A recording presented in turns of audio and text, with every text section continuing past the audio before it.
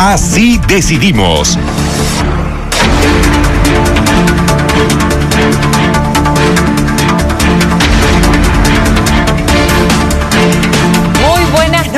Bolivia, cuando prácticamente son las 10 de la noche, estamos a 28 días de las elecciones generales.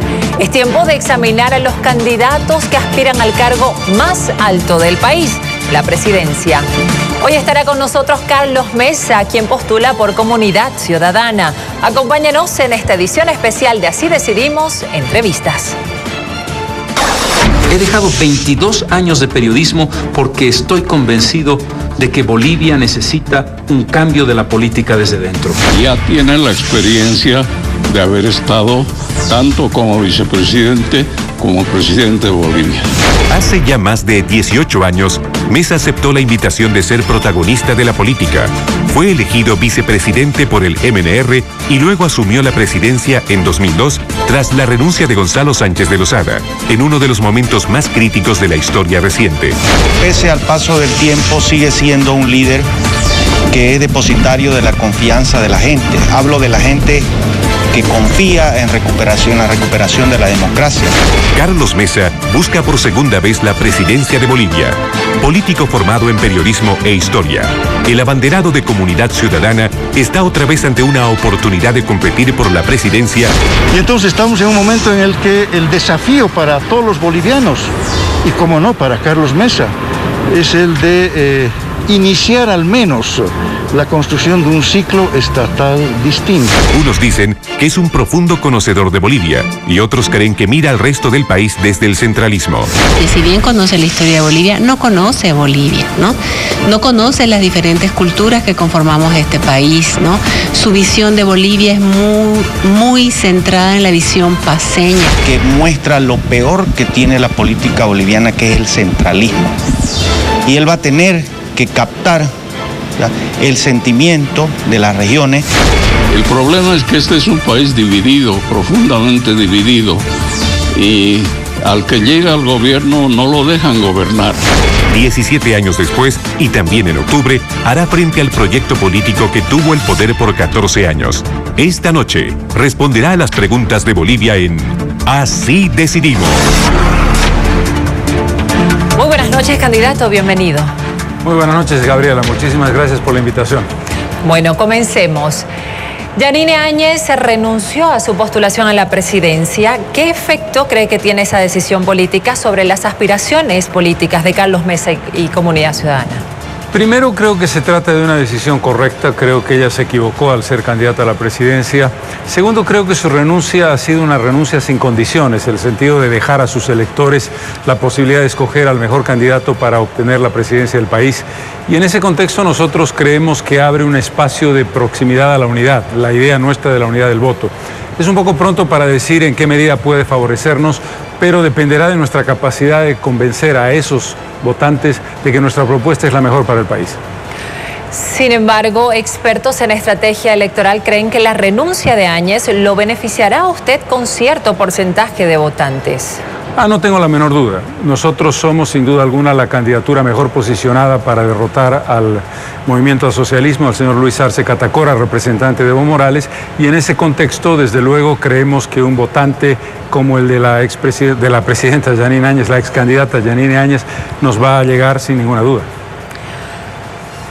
Según la proyección del voto válido de la última encuesta de CIES Mori, Luis Arce se ubica a solo 3 puntos de obtener en todo caso una victoria en primera vuelta, mientras que usted está a 13 puntos debajo del candidato del MAS. A 28 días de la votación, ¿cómo pretende remontar este escenario? Primero, está claro que más del 65% del país, creo yo, no quiere que el MAS vuelva a gobernar. Y nosotros representamos esa decisión clara y esa propuesta inequívoca en esa dirección. Pero lo fundamental es que el votante sepa que nosotros consideramos que hay que resolver una crisis económica, una crisis de salud y una crisis de corrupción, y que pensamos en el empleo, pensamos en la gente, en el tema del coronavirus, pensamos en las personas de carne y hueso y no en las cifras, y en ese contexto la capacidad nuestra será propuesta. Creemos que lo más importante es propuesta. Al anunciar su retiro de la contienda electoral, Yanine Áñez pidió la unidad de los candidatos contrarios al MAS. ¿Cuál es su respuesta a ese llamado? Primero, lo que dije en el tuit en el que valoraba la decisión de la presidenta. Nosotros hemos estado y estamos siempre abiertos al diálogo, pero es un diálogo cuyo primer interlocutor es el votante. El votante es el que genera la unidad del voto a través del candidato. Y en ese contexto, el primer criterio de unidad es el voto de la gente por nosotros. Eso no quiere decir que nosotros no estemos dispuestos al diálogo, pero está claro que algunos candidatos se han pronunciado con extrema dureza, cerrando completamente las puertas al diálogo. Por lo tanto, habrá que estar un poco sujetos también a lo que esos candidatos decidan. Nuestra posición es abierta. Entonces, ¿podría haber acuerdos previos al día de la votación? Lo que yo creo que podría haber fundamentalmente es una construcción de unidad por la vía del voto. Yo creo que el ciudadano es el que construye unidad. Y sobre todo creo que los candidatos de las otras candidaturas han planteado respuestas tan duras y tan cerradas que lo veo muy difícil. Pero buscará que Yanine Áñez en particular le brinde públicamente su apoyo para que todo ese porcentaje que iba a ir para ella ahora vaya para Comunidad Ciudadana. ¿O la va a tratar de absorber usted por su cuenta? No, yo considero que lo que ha hecho la presidenta es lo mejor. La presidenta ha dejado en libertad a su votante. La presidenta ha dicho que escojan a aquel que crean que es el mejor candidato para la presidencia.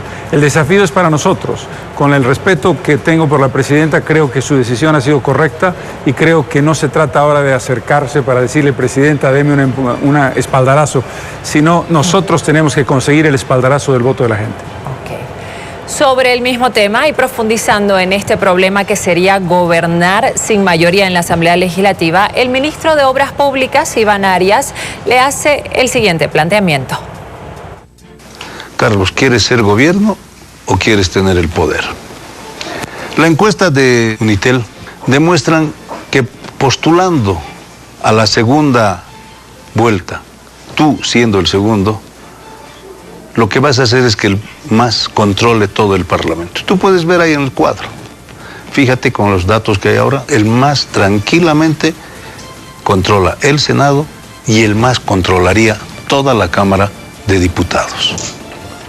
No se trata de ser segundo, se trata de ser primero, porque en la primera vuelta se decide la Cámara de Diputados y la Cámara de Senadores.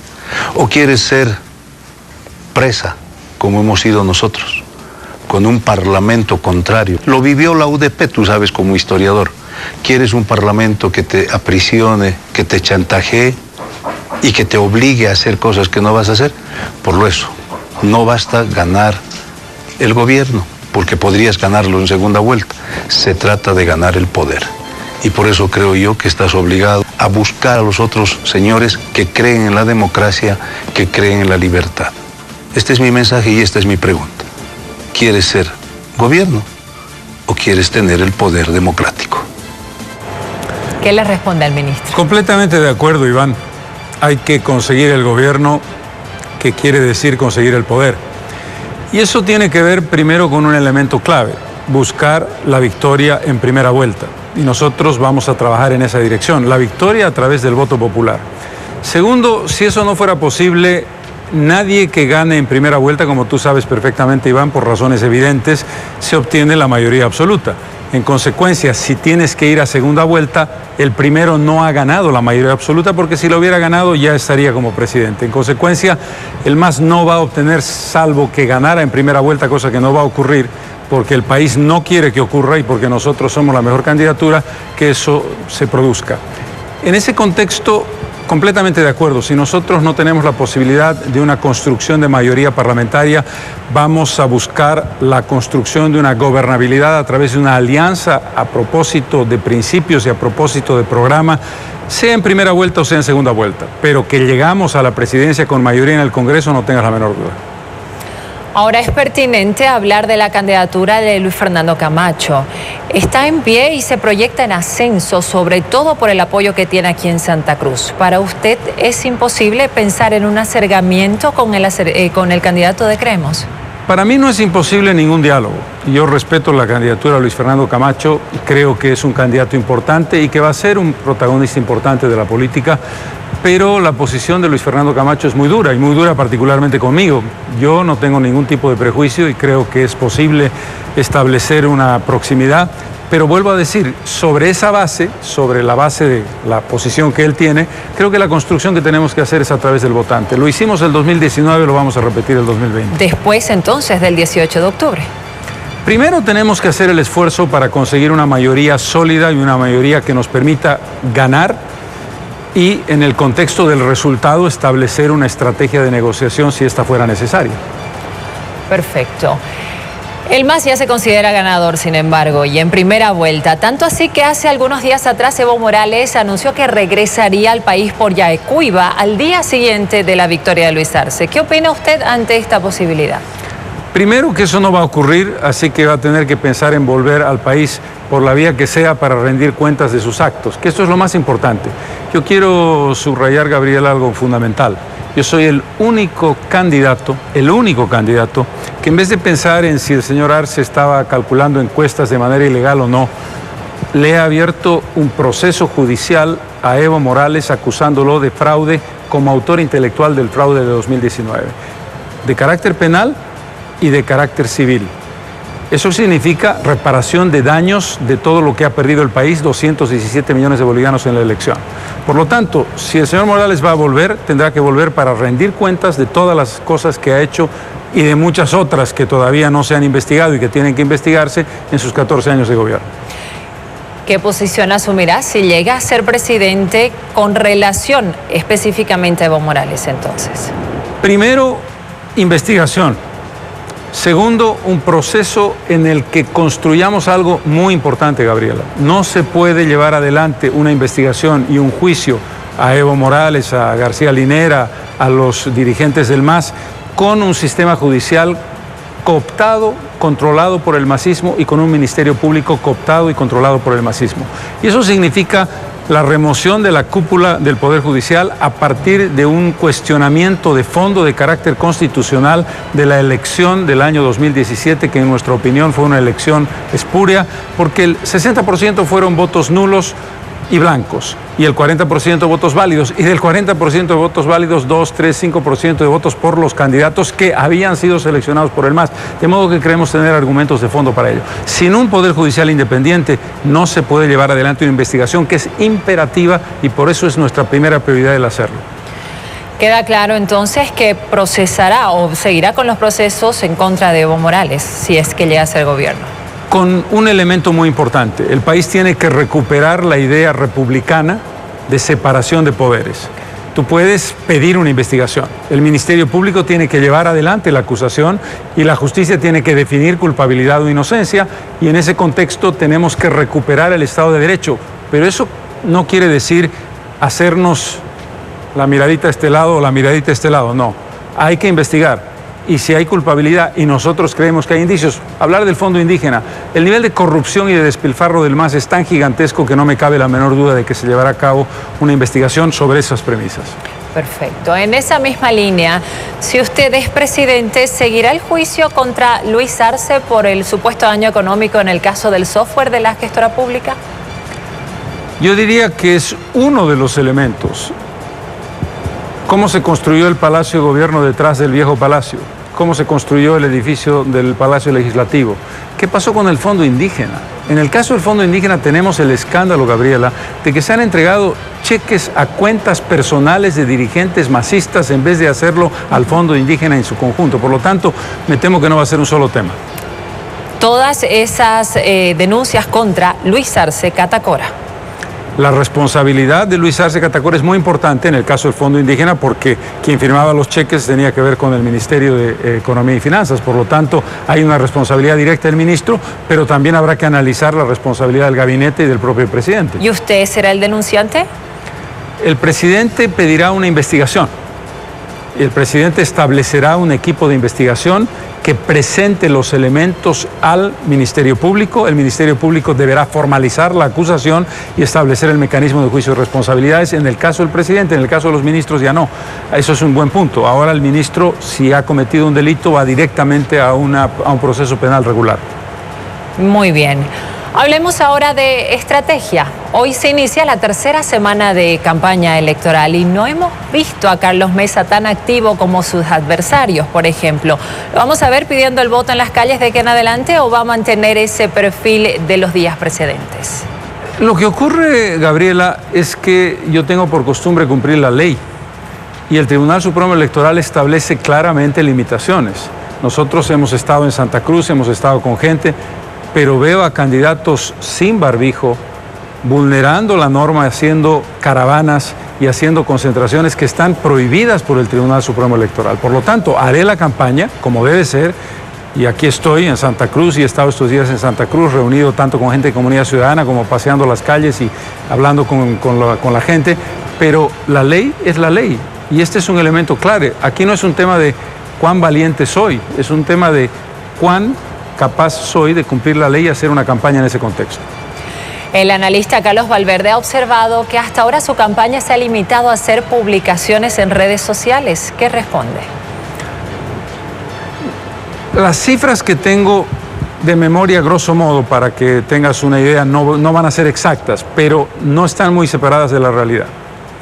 He tenido la cifra: 394 entrevistas en medios de comunicación, radio, televisión, periódicos. ¿En qué lapso esto?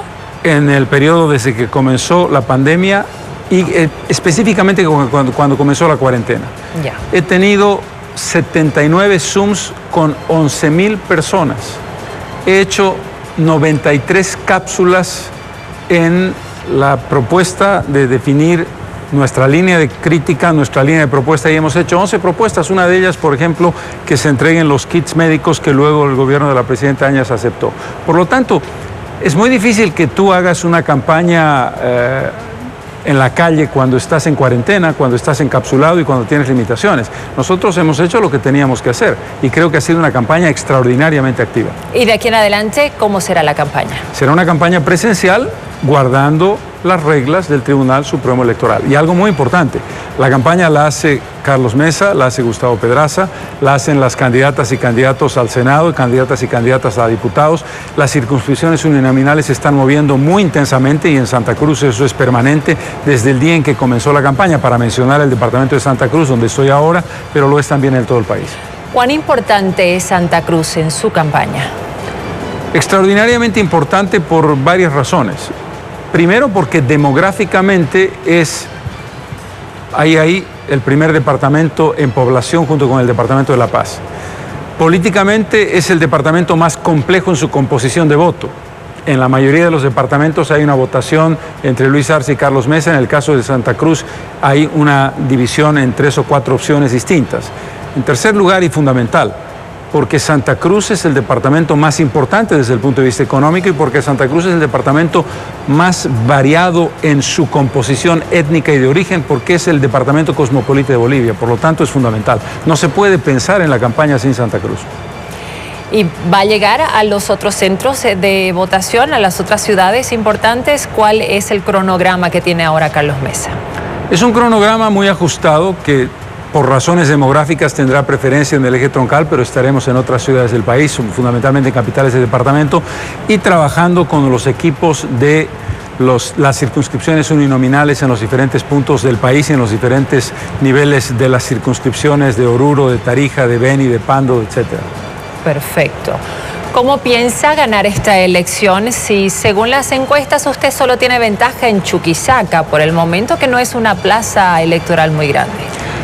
Ese es el problema de una encuesta que te colorea el mapa de Bolivia, porque solo coloca al primero. Eso estaría muy bien en Estados Unidos, donde sí, efectivamente, el ganador se lleva todo el departamento.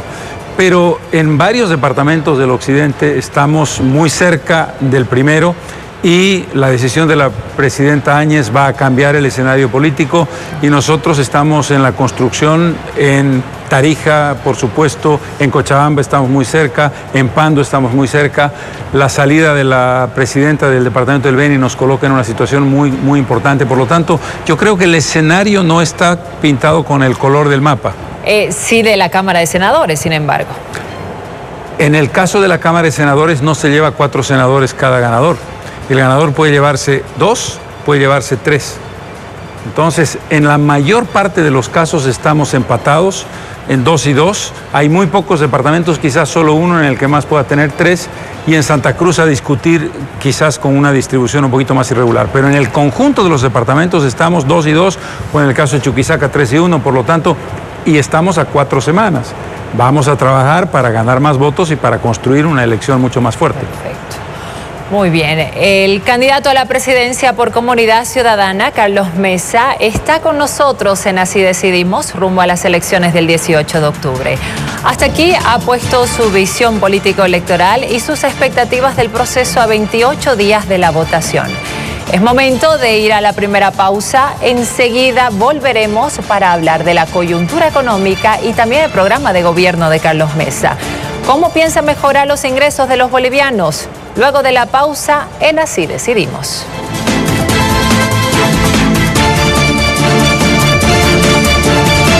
Así decidimos.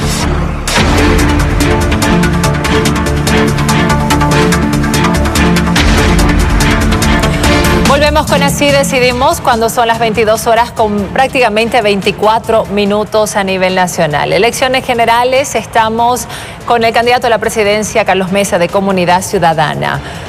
Ha llegado el momento de conocer su programa de gobierno y las soluciones que plantea si llega a ser presidente. Entremos entonces de lleno con esta información. Tenemos una nota al respecto.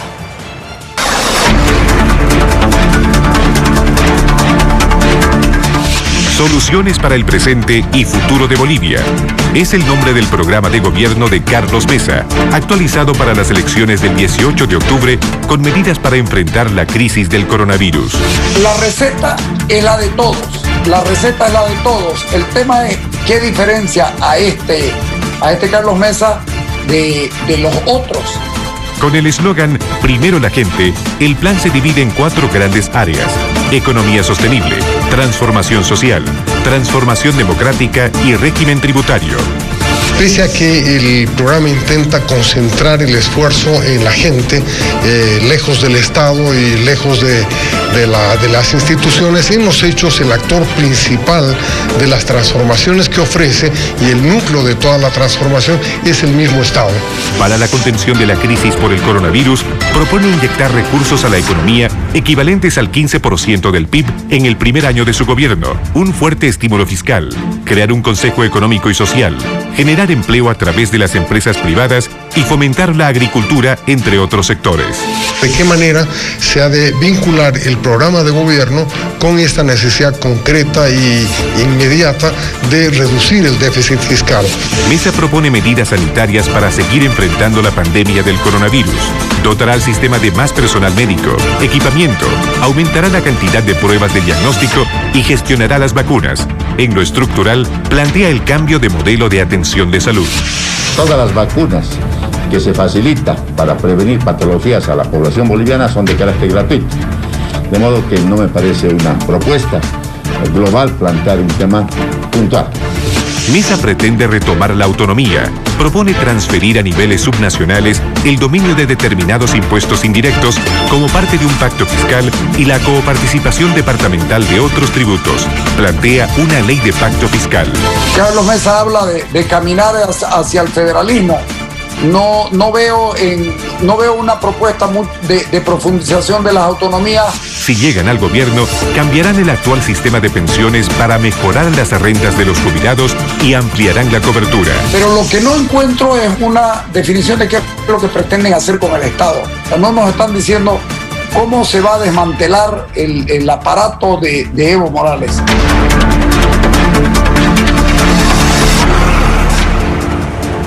Candidato, para contener la crisis, su programa de gobierno plantea inyectar el 15% del PIB el primer año, es decir, alrededor de 6.000 millones de dólares.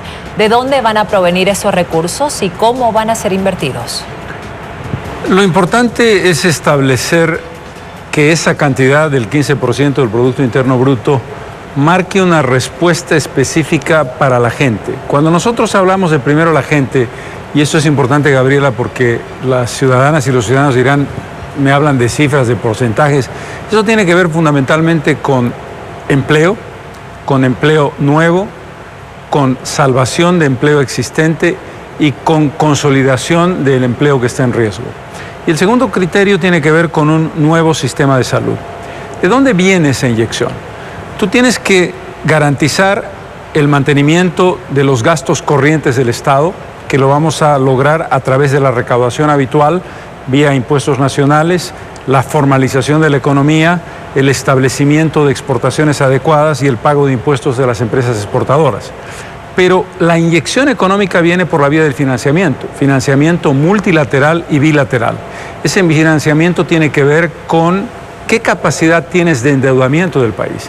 Y en este momento, con una deuda de alrededor de 12.000 millones de dólares, tu endeudamiento te permite casi duplicar esa deuda.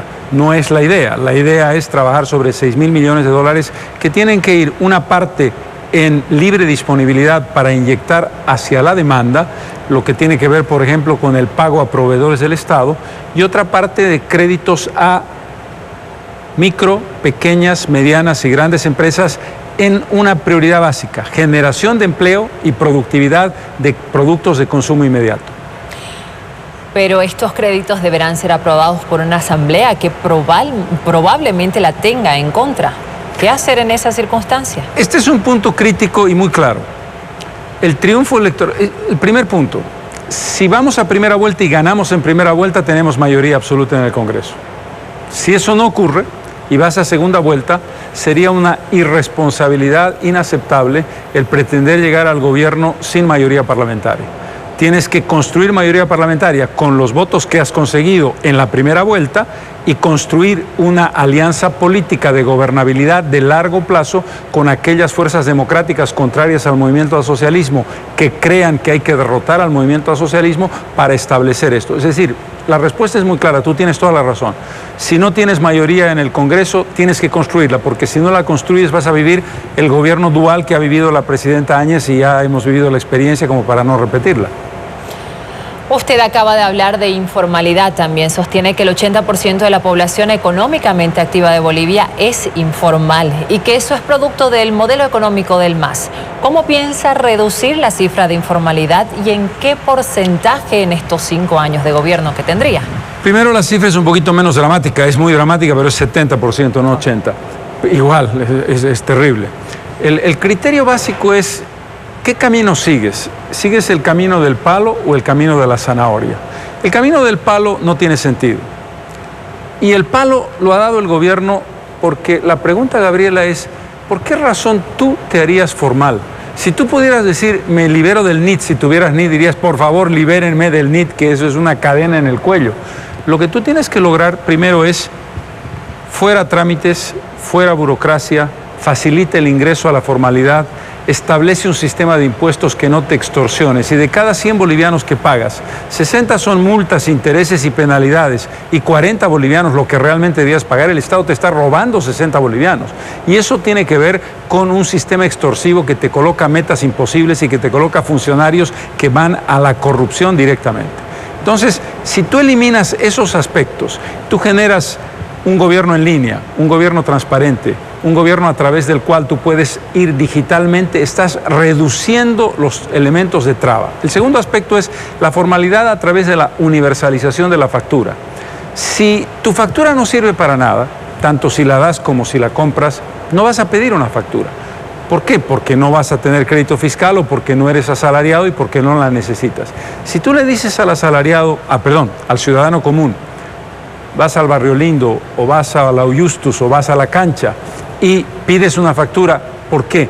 Porque el Estado te garantiza dos opciones en las que estamos trabajando. La opción 1 es que yo te devuelvo el 12% en efectivo de todas las facturas que has pagado a lo largo del año. Opción 1. Opción 2, te voy a abonar esa cantidad de facturas a una jubilación, sobre todo al sector informal. Entonces, el camino de la formalidad va por el primer elemento que te mencioné y por ese segundo elemento de transformar el intercambio económico en algo verdaderamente importante para ti. Hablando de impuestos y formalidad, entonces, vamos a un tema de fondo. ¿Estaría dispuesto usted a bajar los impuestos con tal de estimular la formalidad del universo de contribuyentes? Definitivamente sí, te digo más. Estamos en la línea de una reforma tributaria estructural. Una reforma tributaria que establezca en determinado tipo de consumos una bajada del IVA. una posibilidad de que ese ITF que nosotros pusimos en el gobierno y que se convirtió en eterno, porque el gobierno del MAS lo aprovechó, desaparezca. Que el IT sea cobrado en las regiones. Luego hablaremos de autonomías, por lo tanto lo dejo ahí para que quede como tema. Y el establecimiento de una progresión de pago del IUE que no sea ciego completamente. Si tú tienes una reducción de esos impuestos, la pregunta ¿es que vas a recaudar menos? No, la pregunta es que vas a estimular la posibilidad de pago de impuestos y no desviarlo, y establecer a través de la universalización de la factura, a través de la billetera electrónica y a través de los blockchains, que no viene a cuento definirlo ahora, establecer un mecanismo de reforma tributaria. Algo más, la fusión entre impuestos nacionales y aduana nacional. Algo más, la institucionalización inmediata de la aduana, impuestos nacionales en una sola base y la Administración Boliviana de Carreteras. No quiero decir que son los únicos instrumentos del Estado que vamos a institucionalizar, pero sí los primeros y urgentes, por esa razón, porque son o gastadores o recaudadores. Perfecto. Hasta aquí hemos hablado de la reactivación del aparato productivo para superar los efectos de la crisis sanitaria en la economía. Pero para ser más específicos sobre preocupaciones de los sectores, Osvaldo Barriga, que es presidente de la Cámara de Exportadores de Bolivia, tiene también una pregunta para usted. Preguntarle su opinión con respecto al sector exportador y la competitividad de las exportaciones para Bolivia. Sabemos que tenemos un tipo de cambio fijo. ¿Cómo haría usted para mover el tipo de cambio o, en su defecto, darle ese diferencial que tiene el tipo de cambio fijo para el sector exportador? ¿Cómo haríamos para crearle competitividad al sector exportador desde el punto de vista monetario? Su respuesta a los exportadores.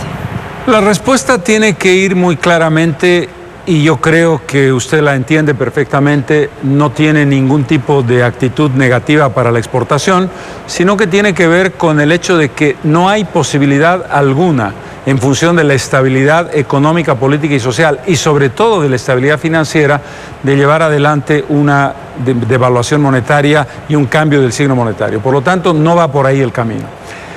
La propuesta de los exportadores es la creación de una unidad de fomento a la exportación, que establecería un diferencial en función de lo que tú exportas, distinto del tipo de cambio oficial, que tiene sus riesgos. Hemos dado la vuelta al asunto, estamos estudiándolo, no he dicho descarto la posibilidad, pero el cambio diferenciado, lo hemos vivido en el pasado, tiene experiencias un poco traumáticas, porque siempre tienes la posibilidad de meter algo de contrabando, entre comillas, de aprovechar que tienes una unidad distinta para el cambio para determinados sectores que quieran beneficiarse. El otro elemento que es crucial es eliminar el tipo de restricciones desde el punto de vista logístico, desde el punto de vista de frenos a la exportación, desde el punto de vista del no pagar lo que se le debe de devolución de impuestos para que no se exporten impuestos, y agilizar esos procesos. Lo otro lo estamos estudiando. Bien, otro tema estratégico en el marco de la pandemia: ¿cómo piensa reponer los 180.000 empleos perdidos durante esta crisis sanitaria que ha vivido el país? ¿En qué plazo y con qué recursos, por favor? Este es el punto. Cuando hablábamos de 6.000 millones, por eso, Gabriela, me parecía importante subrayar el hecho de que el gasto corriente tiene que trabajarse por la vía del ingreso y de las exportaciones. Ese dinero, una parte fundamental de ese dinero, tiene que ir a la oferta por la vía de dos mecanismos.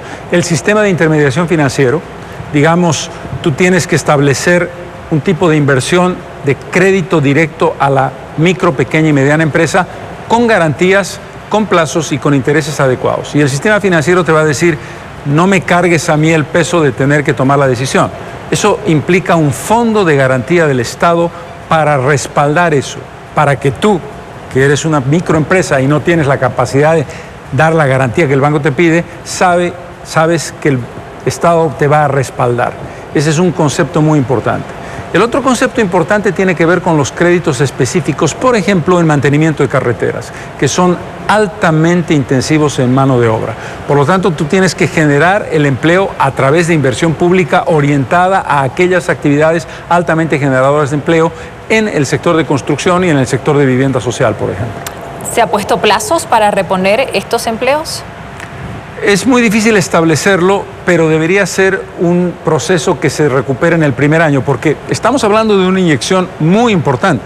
Estamos hablando de conseguir un financiamiento de 6.000 millones, de los cuales por lo menos el 65% va a ir para el incentivo al empleo. El empleo con nombre y apellido, Gabriela, no el empleo de la cifra estadística, el empleo de la persona con la que he hablado y me ha dicho, yo estaba trabajando en una empresa de construcción y ahora no tengo opciones porque soy proveedor y no me pagan, para ponerte un ejemplo claro. Bien. Para hablar del tema agropecuario ahora, Marcelo Pantoja, que es presidente de la Asociación Nacional de Oleaginosas, tiene la siguiente pregunta. Escuchemos. Dentro de lo que es las inversiones que necesitamos hacer nosotros en el campo para seguir creciendo, la posición que tiene usted en cuanto a la FES, la función económico-social. Para nosotros es una limitante, es un sistema que nos coarta las inversiones. Entonces necesitamos saber cuál va a ser la posición de en el caso de que usted llegara a ganar en relación a la FES. El tema de la función económica y social de la tierra tiene que combinarse y no es un elemento separado y abstracto. Lo que tenemos que establecer es una estrategia de coordinación integral. ¿Qué representa la inversión? ¿Qué representa el concepto de tener una tierra productiva? Porque yo coincido, la FES se convierte en una limitante en las dos direcciones, en la dirección de limitar la inversión y en la dirección de justificar un pago que después no va a ninguna parte. Nosotros creemos que lo que tenemos que hacer es definir cuál es la línea de inversión en el sector productivo, que es fundamental. ¿Cuáles son las expectativas de crecimiento en el sector de oleaginosas, en el sector de producción agroindustrial? Y marcar una línea de estrategia compartida entre el espacio del empresario y el espacio del Estado. El Estado como articulador, el Estado como regulador, el Estado como el soporte de plataformas de biotecnología y otros elementos complementarios. Yo diría que el tema de la FES debe integrarse dentro de un sistema estructural de respuesta. Correcto. El actual esquema de la función económica social para la tierra responde al modelo del gobierno del MAS en estos momentos. ¿En qué medida piensa usted modificar esto? La idea, por cierto, la función económica y social fue una ley de 1994, la ley INRA, del gobierno del presidente Sánchez Lozada. Pero se modificaron los tiempos para su revisión. Se modificaron los tiempos, pero en esencia era la lógica de no dejar la tierra baldía de engorde, ¿no es verdad? El problema ahora es que los tiempos son muy encima, muy cortos para los productores, y eso es lo que hay que hacer una modificación. ¿Eso se va a modificar? Sí. ¿Tiene alguna propuesta de periodo de tiempo de la FES? Y no la tengo porque creo que tenemos que generar una respuesta a través de una estructura de negociación y de una estructura de participación. Una de las cosas fundamentales, Gabriela, en nuestro gobierno es la siguiente. Nosotros creemos que el sector privado no es invitado de piedra ni invitado de palo.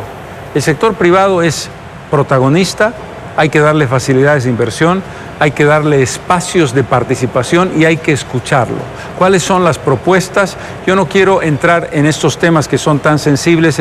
La respuesta es sí, hay que hacer una modificación. Y estamos dispuestos a escuchar las propuestas del sector privado y establecer una coordinación adecuada con el sector productivo en ese camino.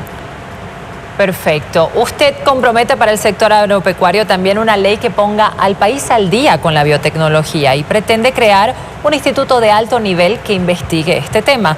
Para salir de dudas, ¿qué significa poner al día al país con la biotecnología?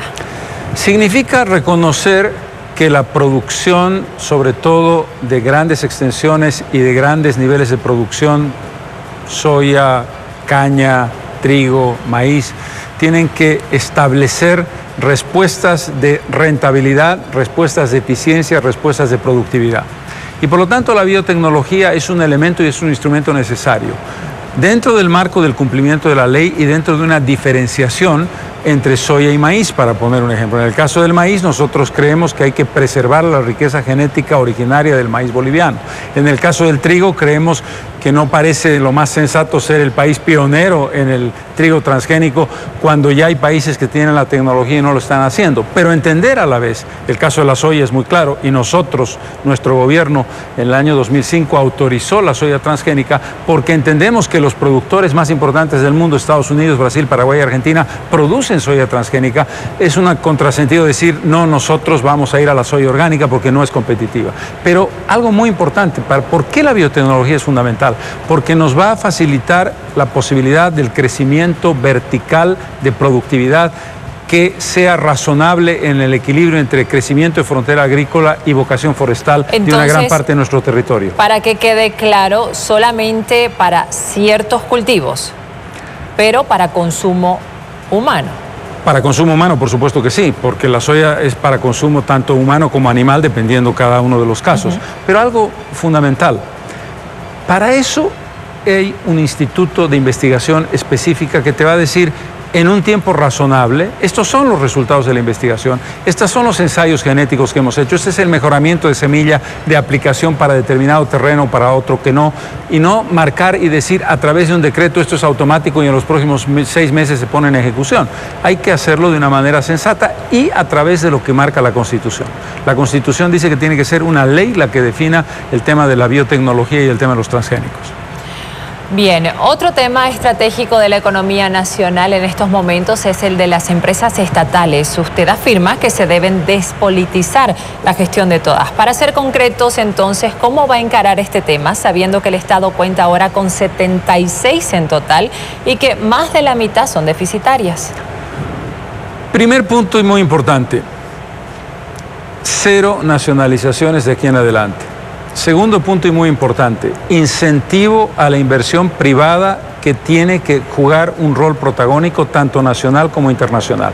Con relación a las empresas, hay un rango de las grandes empresas estratégicas como YPFB, Entel, Ende, la propia BOA. Entel y BOA no pueden seguir en competencia de dumping de precios y en competencia absolutamente irracional con los competidores privados. Tenemos que poner reglas igualitarias. Y en el caso de YPFB, es una empresa que trabaja con operadores internacionales de alto nivel.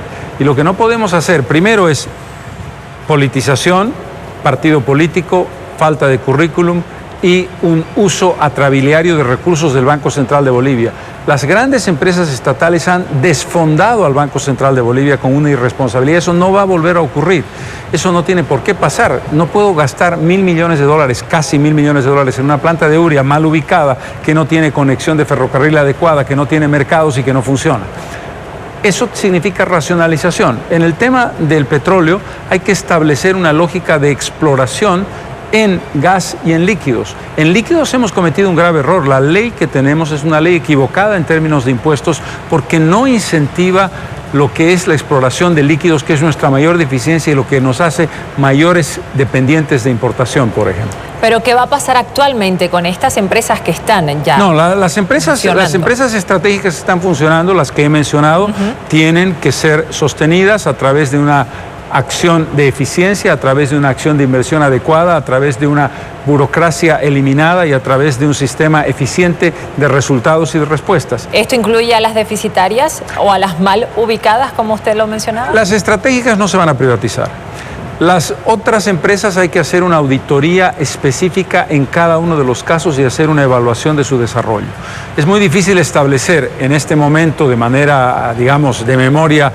Yo sé perfectamente que hay una gran cantidad de empresas, todas las que terminan en BOL en general no son precisamente el sueño de los ilusionados, pero hay que trabajar en una auditoría técnica, una auditoría jurídica y una auditoría económica. Y en función de eso y el diagnóstico, aquello que funciona será respaldado, aquello que es inviable no tiene que seguir adelante y aquello que se puede salvar tendrá que salvarse. ¿Nos puede dar ejemplos de algunas? No en concreto, porque entraríamos en un peligro de que el titular sea Carlos Mesa dice que tal empresa se cerrará o se abrirá. Esto hay que tener mucho cuidado porque sería poco responsable. Bien, continuemos entonces. Este año se crearon y pagaron 3 bonos para los sectores de la población con menos ingresos. ¿Usted los va a mantener si llega a ser presidente? Gabriela, el punto es cuántas veces se pagaron. ¿Son bonos sostenidos o son bonos solamente por el coronavirus? En general, los bonos de la presidenta han sido bonos de una sola vez de pago. Por lo tanto, el análisis es, la presidenta ha establecido, entiendo yo, un bono que pretende que sea un bono de lo que sería un bono de crisis, y además la Asamblea Legislativa creo que ha aprobado otro. Los bonos que han sido aprobados tendrán que ser pagados, no hay otra opción. Además, estamos en un momento de transición dramática de una sociedad que tiene grandes necesidades, y tenemos los bonos heredados del gobierno de Evo Morales que se tienen que mantener, y esos creo que son bonos útiles. No voy a discutirlo desde el punto de vista macroeconómico, lo voy a discutir desde el punto de vista social, pero no es el único camino. Si no haces generación de empleo, si no modificas el sistema de salud, los bonos no son suficientes, pero se van a pagar. Le cambio la pregunta entonces, ¿usted va a crear nuevos bonos o no pretende hacerlo? No es la idea, salvo que tuviéramos una situación impensada de rebrote del virus o de ese tipo de naturaleza. Yo creo que los bonos existentes, más el bono que ha creado la presidenta, que entiendo que tendrá una periodicidad, no hay necesidad. Lo que tenemos nosotros que incrementar fundamentalmente es el tema del empleo. El empleo a través de la inyección de la que hemos hecho referencia. Muy bien. Son las 10 de la noche con 48 minutos. El candidato Carlos Mesa ha expuesto parte de su programa de gobierno. Economía, empleo, reactivación, si es que llega a ocupar la presidencia. Es momento ahora de un nuevo corte. Al retornar, el postulante de Comunidad Ciudadana explicará qué hará con la salud de los bolivianos, sus planes de educación ante la pandemia y otros temas de interés nacional. Enseguida, volvemos con Así Decidimos 2020.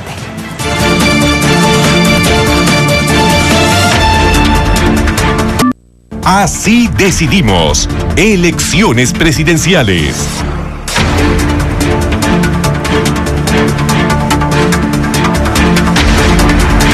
De la noche con 51 minutos. Nosotros continuamos con más. El candidato Carlos Mesa responde en Así Decidimos rumbo a las elecciones del 18 de octubre. Hablemos ahora de una preocupación constante entre los bolivianos, pero que en época de pandemia se ha convertido en una prioridad inmediata: la salud. ¿Cuáles son sus metas concretas para mejorar el sistema de salud pública? ¿Cuántos médicos van a aumentar? ¿Cuántos hospitales? ¿Cuántas camas hospitalarias y unidades de terapia intensiva? Primero, los elementos básicos, Gabriela.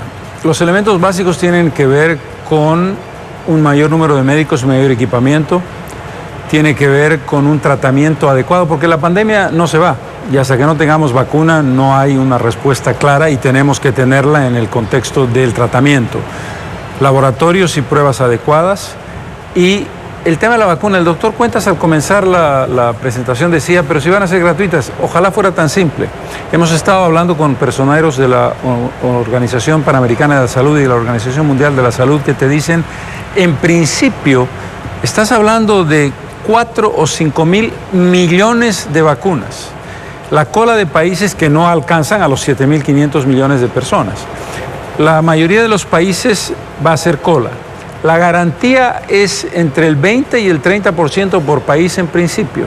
Tienes que tener la logística adecuada. Independientemente de que sea gratuita, la vacuna está disponible cuando te la pueden colocar a ti, no cuando te la entregan en el lugar de origen. Es decir, y tenemos que evitar irregularidades, malos manejos, etcétera. Pero bien, el tema básico del número de médicos está vinculado al crecimiento del presupuesto de salud.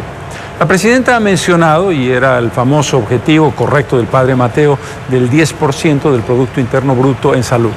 Hoy día tenemos el 6.83%, y la aplicación que la presidenta plantea no es aplicable al día siguiente de lo que ella lo ha dicho. En consecuencia, ese 3 y fracción por ciento del Producto Interno Bruto te permite incrementar el número de médicos. ¿Sobre qué base? Sobre la base de los parámetros latinoamericanos. ¿Cuántas camas tienes por cada 100.000 habitantes? ¿Cuántos médicos tienes por cada 100.000 habitantes? Bolivia tiene los porcentajes más bajos, no tengo las cifras de memoria, pero tenemos que buscar el promedio latinoamericano.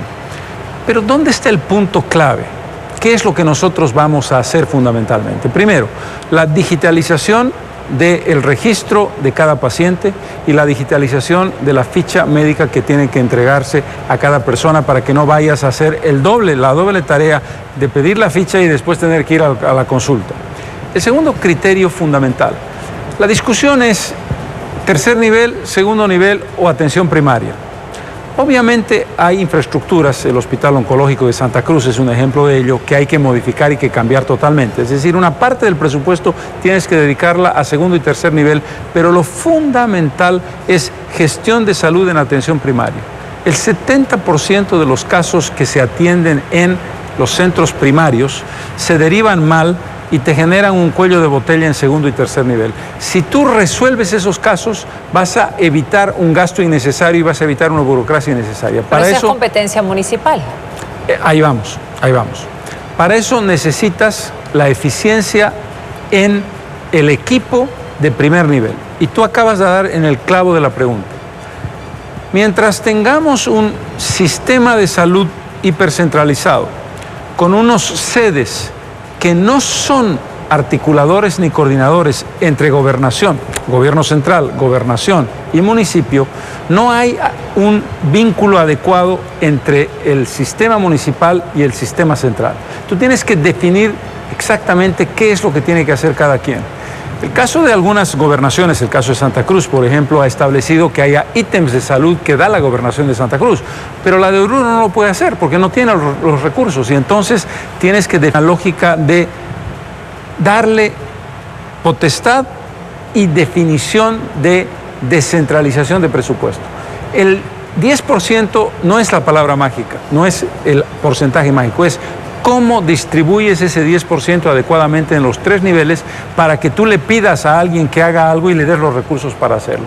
Y ahí entramos en la descentralización y en la aplicación de la autonomía en el tema de la salud de verdad. ¿Se modificarán los presupuestos o también las competencias en estos tres niveles de responsabilidad con la salud? En general las competencias están bien planteadas, lo que no se ha planteado bien son los presupuestos. Los presupuestos no son consistentes con las competencias que se le dan. Te doy la competencia pero no te doy la plata, eso es una tontería y esa es la forma equivocada y ahí tú tienes que trabajar en una distribución adecuada de ese 10%.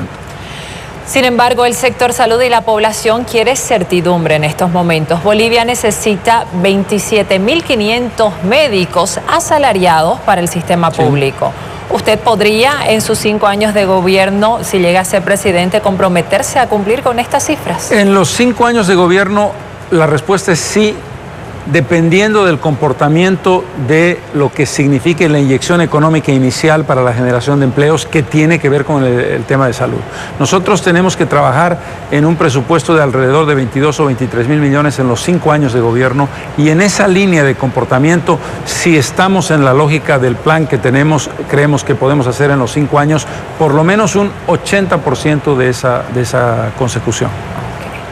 La pandemia ha desnudado la falta de médicos intensivistas también y la permanente falta de ítems para profesionales y trabajadores del sector salud. ¿Cómo solucionará usted esa falencia? Ahí tenemos que establecer lo que se llama una definición no solamente del número de profesionales de salud, sino del número de especialistas. Y la estrategia tiene que ver con una relación entre la infraestructura en camino, la que está en proceso de desarrollo, estructura de camino, por ejemplo, de oncología, y con cuántos profesionales especializados en oncología contamos, cuánto necesitamos para tener esos especialistas y para poder cubrirlos.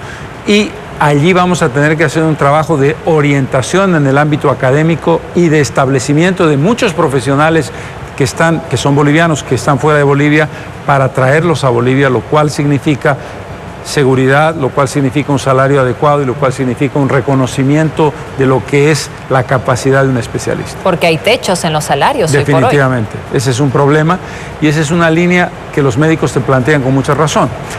El sueldo del presidente es el sueldo del límite, ¿no es verdad? Y de pronto tenemos que plantearnos la pregunta de si hay profesionales en el ámbito de la medicina, un especialista en cáncer infantil, de pronto necesita ganar un dinero más alto que eso.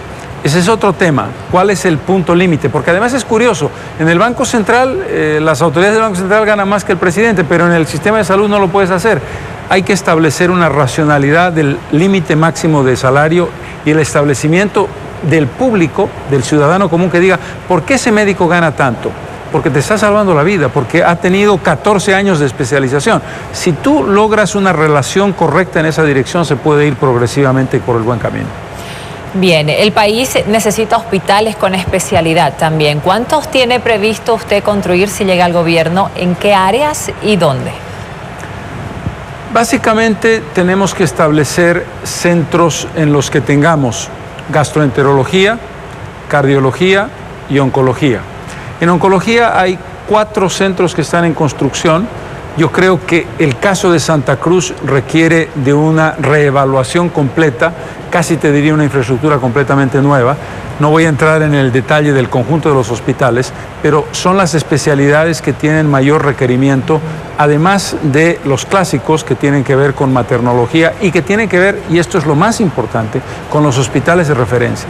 Porque los hospitales especializados son magníficos en un país que tiene, tú vas al San Juan de Dios en Oruro, que es el hospital de clínicas, y dices, esto no puede ser verdad. Es decir, el hospital general, el concepto de hospital general, de hospital de clínicas, está en gravísimos problemas en casi todo el país. Es decir, el hospital de referencia básico, hay muy pocos lugares donde tengan una infraestructura adecuada. Y ahí no son hospitales especializados, pero son hospitales que están saturados, que no tienen infraestructura adecuada, que no tienen condiciones técnicas. El Hospital de Clínicas de La Paz, el edificio, Gabriela, se inauguró en 1916, el edificio principal. Luego hay parche. Pero eso para tener una idea, y lo que te digo de La Paz te vale para muchos lugares del país. ¿Se van a construir entonces nuevos hospitales? Sobre todo hay que hacer una combinación entre centros de atención primaria, que son cruciales para descongestionar segundo y tercer nivel, revisar la situación de los hospitales de clínicas en las principales ciudades y establecer luego los hospitales especializados. Muy bien.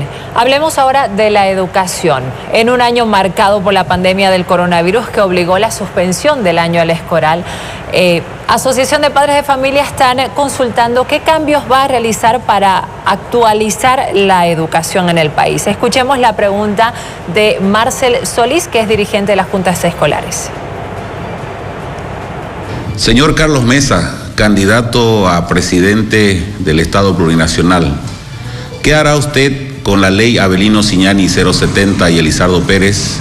¿La abrogará, la derogará o la modificará? Queremos saber los padres de familia qué hará con esta ley. Su respuesta, candidato. Es una ley que tiene una cantidad muy grande de problemas y de defectos y que tiene que compatibilizarse con la ley de 1994. Creo que tiene que hacerse modificaciones estructurales de fondo. Creo que hay que modificar esa ley. Pero lo más importante, lo que tenemos que hacer es una calificación internacional del nivel educativo de la educación boliviana en primaria y secundaria. El MAS, de una manera irresponsable, se ha negado sistemáticamente a una calificación internacional que diga, comparado con Honduras, Guatemala, Chile, Brasil, México, Perú, ¿dónde está la educación boliviana? En 3 niveles fundamentales. Tiene que ver con lenguaje, ciencias y matemáticas. Una vez que tengamos esa calificación internacional, iremos a apuntar a la modificación de los problemas más graves que está enfrentando. Segundo, tenemos que estandarizar la educación rural y la educación urbana sin una categorización que a veces parece que es discriminatoria para el sector rural, porque los chicos y chicas del sector rural tienen el mismo derecho de una educación integral y que puede ser combinada. Y el tercer elemento que tenemos que analizar es lo que nos ha dejado como lección la pandemia, que tiene que ver con qué hacemos con la educación presencial, semipresencial, a distancia y la educación virtual. Pero estas modificaciones que usted plantea implican una derogación de la actual ley o una abrogación para la aprobación de una nueva ley. El riesgo, Gabriela, es... Hemos tenido una reforma educativa, porque la ley es una reforma educativa, ¿no es verdad? Si fuera una ley de reglamentación no habría problema. La ley Avelino Ciñani tiene un gran defecto. No sabe si es una ley de educación o es una ley de adoctrinamiento político. Es el concepto de decir la ley liberadora, revolucionaria, antiimperialista. Ese tipo de retórica no tiene ningún sentido. Y luego el establecimiento que yo entiendo de los saberes ancestrales como un elemento clave, no te puede hacer perder de vista la necesidad de una actualización del siglo XXI que es legítima, necesaria e imprescindible. Por eso creo que tiene que hacerse modificaciones estructurales a los fundamentos de la ley y recoger los elementos positivos que tuvo la ley del 94. Pero entonces, ¿va a modificar la actual? Sí, modificarla, sí, definitivamente. No anular y crear otra. La modificación, si fuera de uno o dos artículos, sería una modificación parcial. Estamos hablando de una modificación estructural. Lo que quiero decir es que hay elementos de la del 94 y la del 2011 que pueden recuperarse. Yo no soy partidario de hacemos tabla rasa y nos olvidamos, que es lo que hizo el MAS con la del 94, y así nos fue. Bien, avancemos entonces. ¿Qué pasará con las clases el próximo año? ¿Cómo garantizar la educación a distancia con las limitaciones del Internet en el país? Un punto muy importante, Gabriela. Ni en Suecia ni en Finlandia, para ponerte dos países espectaculares en nivel educativo, se supone que se elimina o se sustituye la educación presencial. En el mundo desarrollado, la educación presencial sigue siendo fundamental desde el punto de vista del vínculo profesor-alumno y el intercambio social de los chicos, que es vital en la formación de la vida.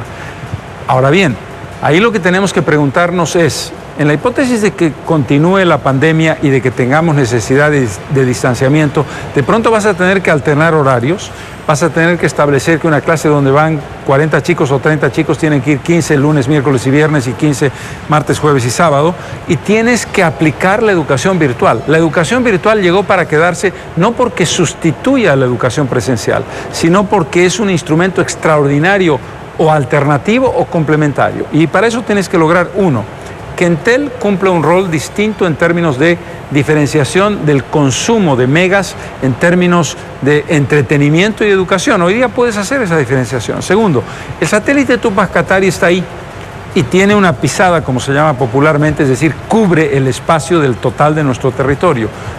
El satélite Tupac Katari tiene una potencialidad de uso educativo con plataformas educativas propias que el Ministerio de Educación tiene que aplicar. Y tiene que hacer convenios el Ministerio de Educación de Bolivia con plataformas internacionales, sobre todo para últimos cursos de secundaria, que te permiten un acceso libre a esas plataformas. Y el tercer elemento, que es el más complicado, es conectividad, abaratamiento de costos de Internet y dispositivos electrónicos que los chicos puedan tener, sea por la vía del teléfono celular o de la tableta. Y en ese contexto tenemos que establecer qué funcionó mal fuera de la corrupción y el despilfarro espeluznante del proyecto Quipus y desde el punto de vista de su retraso tecnológico, y qué puede funcionar para establecer una facilidad de acceso con socios privados que provean ese material para que el Estado pueda ayudar a los chicos a tener un acceso fácil al dispositivo electrónico.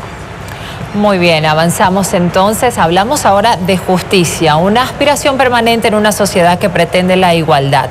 Sobre este tema, el abogado constitucionalista José Antonio Rivera le plantea la siguiente pregunta.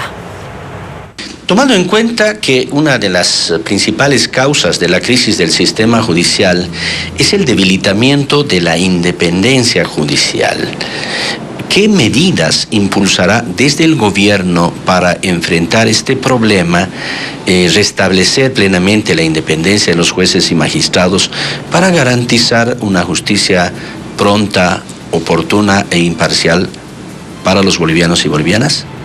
Su respuesta, candidato. Primero, aprovecho para decir algo muy importante. Lo que tenemos que recuperar es el sentido republicano, la República de Bolivia.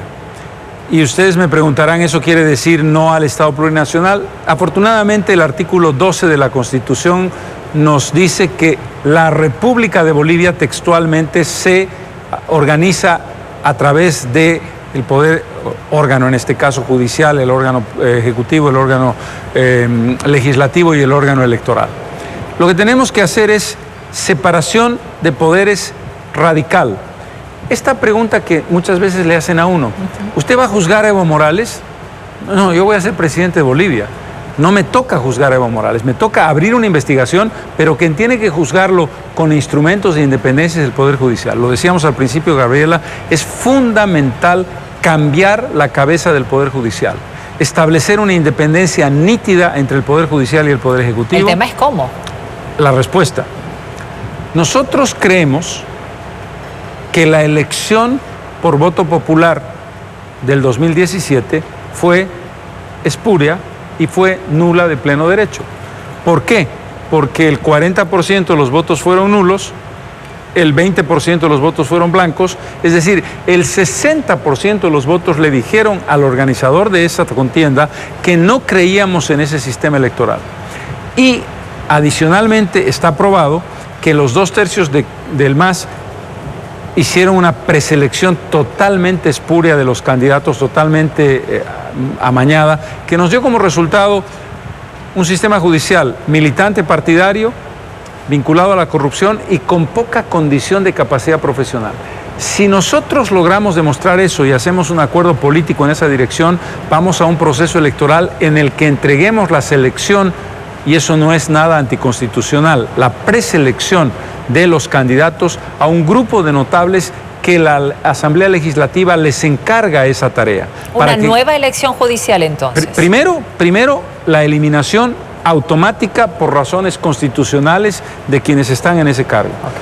Inmediatamente una convocatoria de una nueva elección en la que se establece una preselección a un grupo de notables del más alto nivel de credibilidad, un poco lo que ha hecho la presidenta con el Tribunal Supremo Electoral, que te permita saber que esa elección es una elección transparente. Y después ir a elecciones judiciales con esos candidatos preaprobados.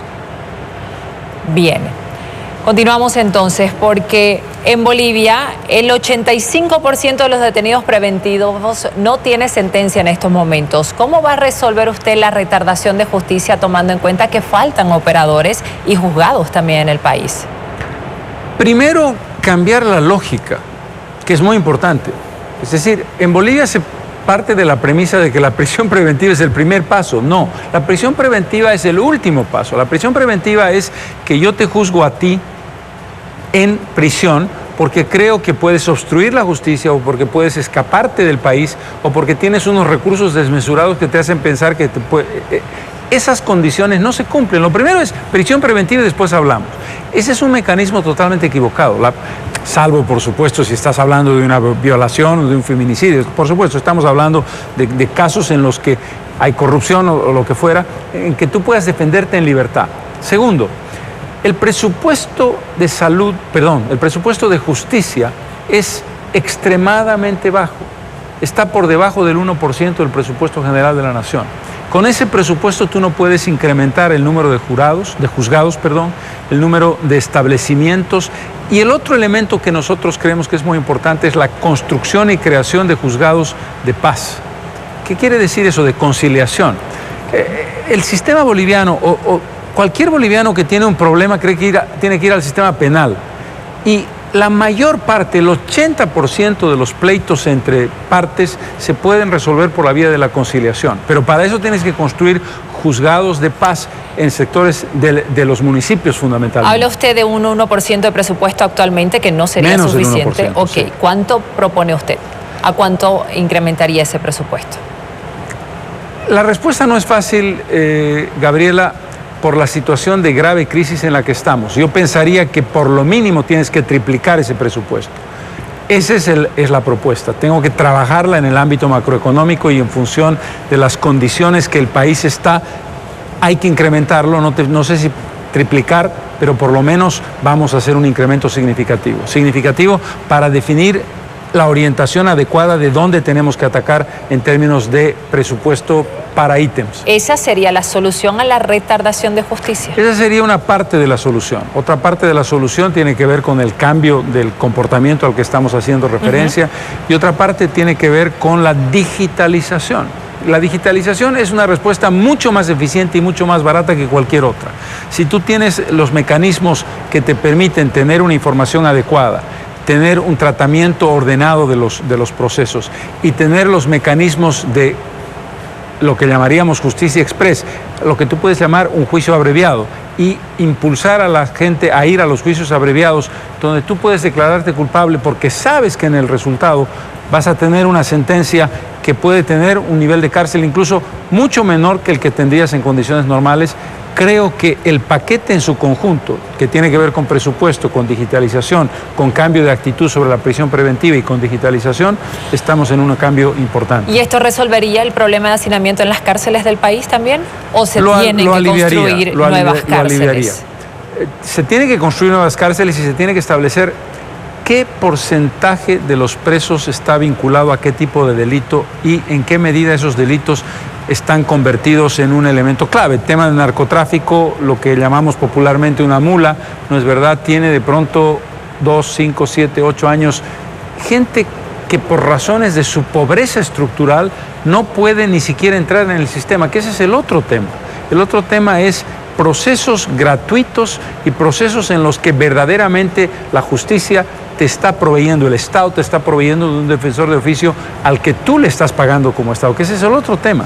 El defensor de oficio no está en disponibilidad porque no tiene un tratamiento adecuado de carácter salarial y porque no tiene una formación adecuada. La ley 1008 autorizaba hasta 12.000 hectáreas de coca, pero el gobierno del MAS legalizó hasta 22.000.